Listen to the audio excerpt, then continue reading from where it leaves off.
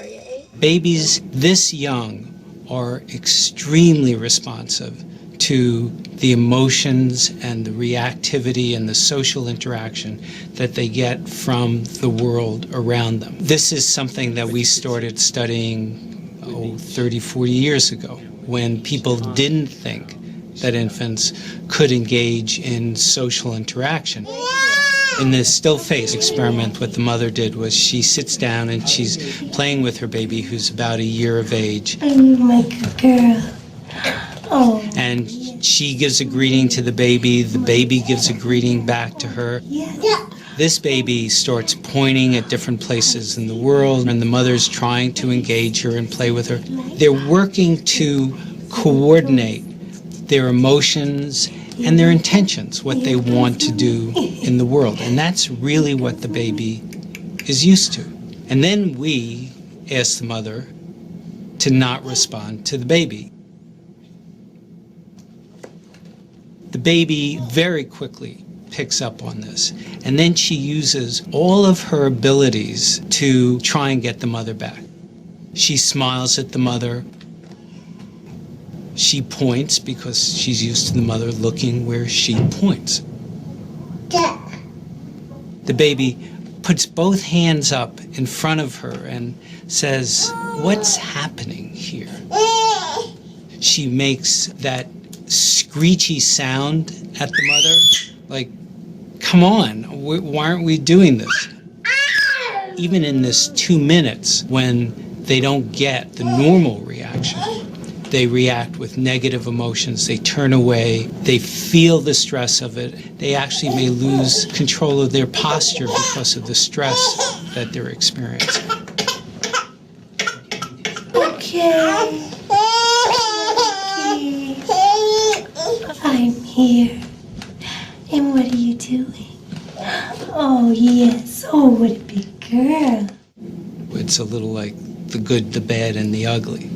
The good is that normal stuff that goes on, that we all do with our kids. The bad is when something bad happens, but the infant can overcome it. After all, when you stop the still face, the mother and the baby start to play again. The ugly is when you don't give the child any chance to get back to the good.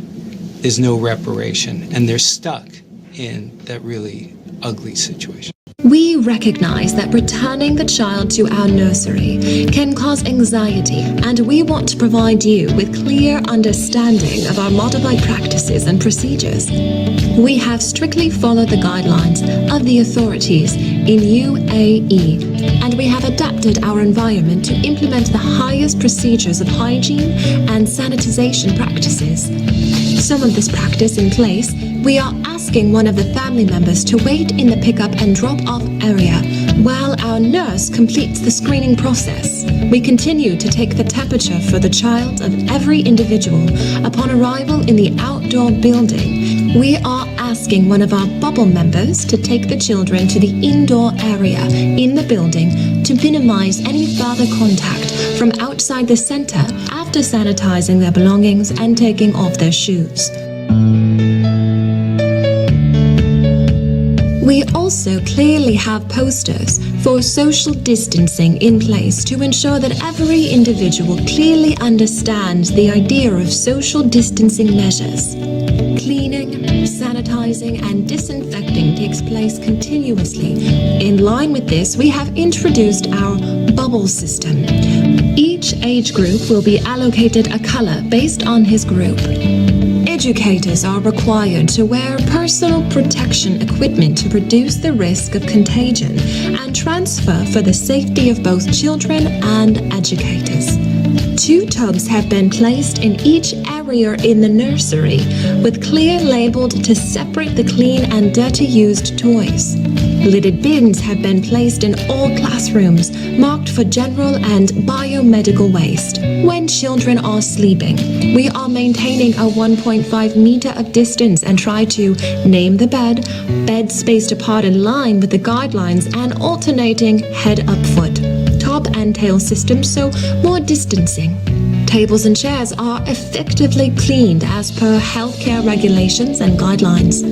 We also have implemented a higher level of hygiene practices with the children. Age-appropriate lesson plans help our children understand their new world and their need to stay distant from their peers. We continue to work and play in small groups, using fun ways to teach physical distancing in the outdoor environments. Some of our sensorily areas, like water and sand tables, and some sandboxes remain closed during this time. However, we have some practices to provide children with an opportunity for sensorial play by using individually marked materials that are sanitized or discarded after each use.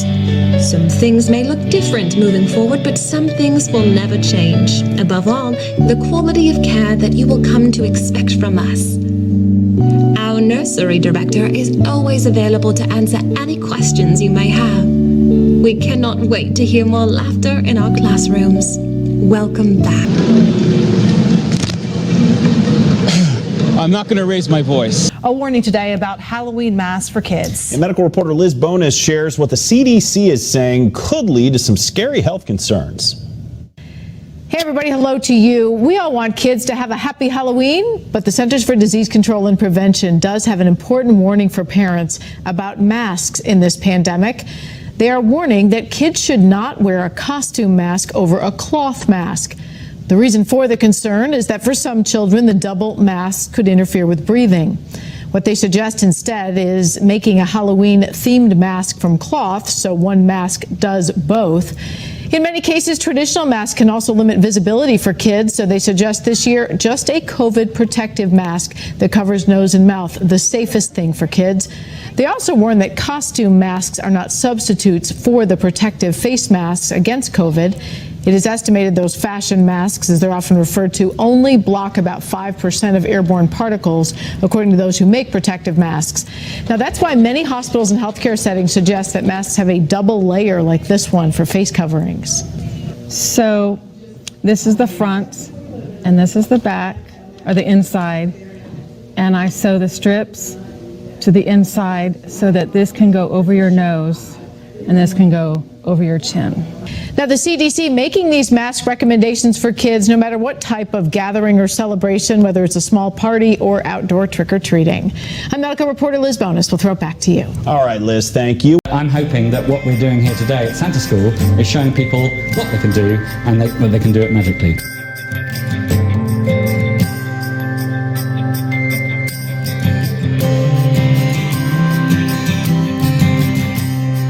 The fun and the joy and the love and the magic will never change, has never changed and will never change.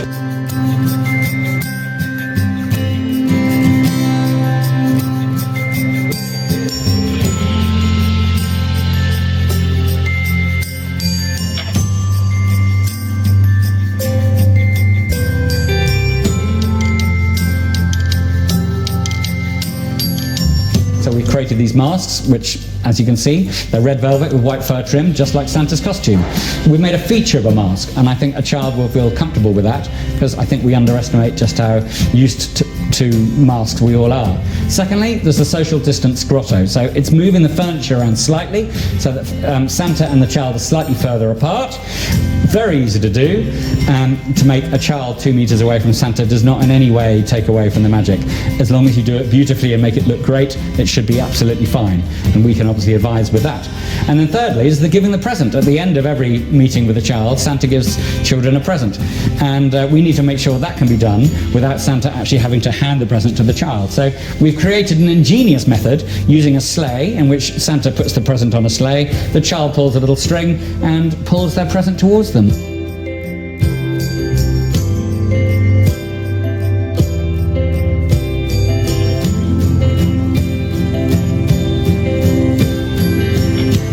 The people that haven't booked us haven't said no, they're still deciding what to do.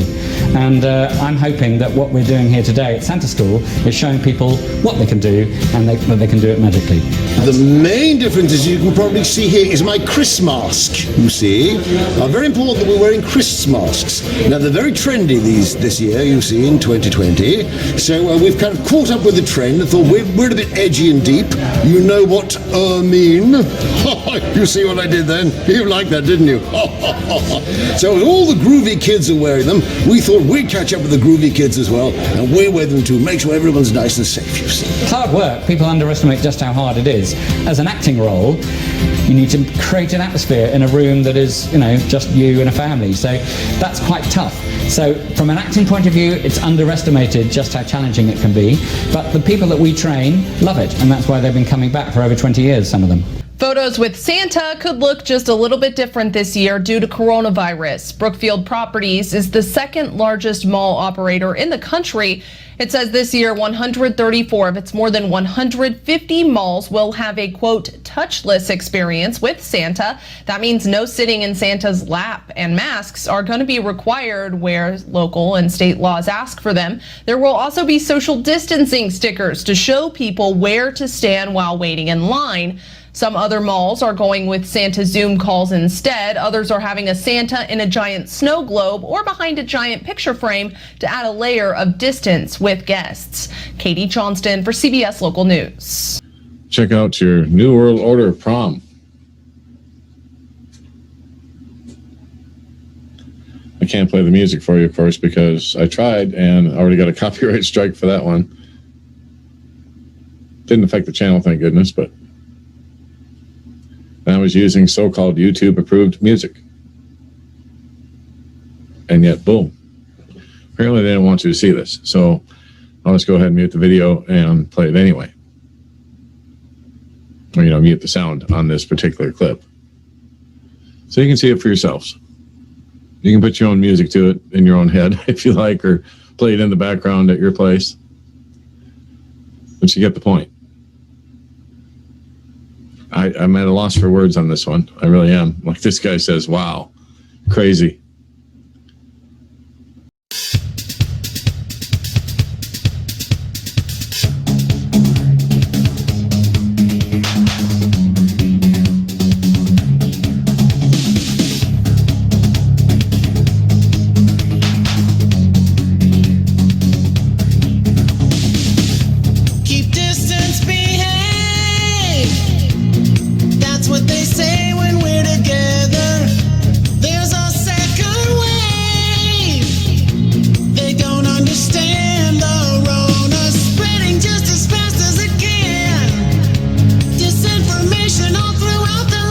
Just when you think you've heard it all. Trying to find its way into my life.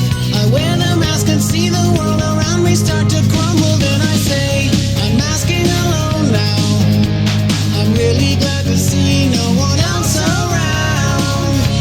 I'm masking at home now. The gasping of my breath is the only sound. You should wear a mask inside your home. This is the best way to keep your friends, your loved ones, and neighbors safe. Look at the way that we enslave the humans, protected and safe, doing it for you, and so I put it on as fast as I can, sanitizing lotion on my hands, trying to sleep with it all through the night. I wake up in a panic, symptomatic, then I slowly start to say, I'm masking alone now. The shredding of our rights is the only sound. I do what I'm told now. The bleating of the sheep is the only sound. I'm masking alone now. I might be the only living soul around. I'm under control now. Soros propaganda is the only sound. You should wear a mask inside your home, as well as whenever you leave. Let me say this again. Wear a mask inside your home. So let me get this straight. What you're effectively saying is that people should be wearing masks inside their own homes now? Another change to Dr. Fauci's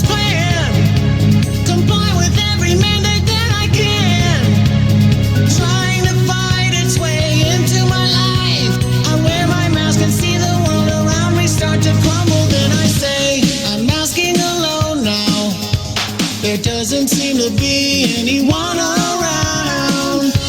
I'm masking alone now. The gasping of my breath is the only sound. You have the power to wear a mask. I'm masking alone now. Driving all around like a stupid clown. I'm masking at home now. And telling all my friends not to come around. We're all on our own now. There doesn't seem to be any adults around. I'm masking alone now. The shredding of our rights is the only sound. I'm masking alone now. There doesn't seem to be anyone around. I'm masking alone now. The gasping of my breath is the only sound. To reiterate, We need to do that when we're in our homes also. The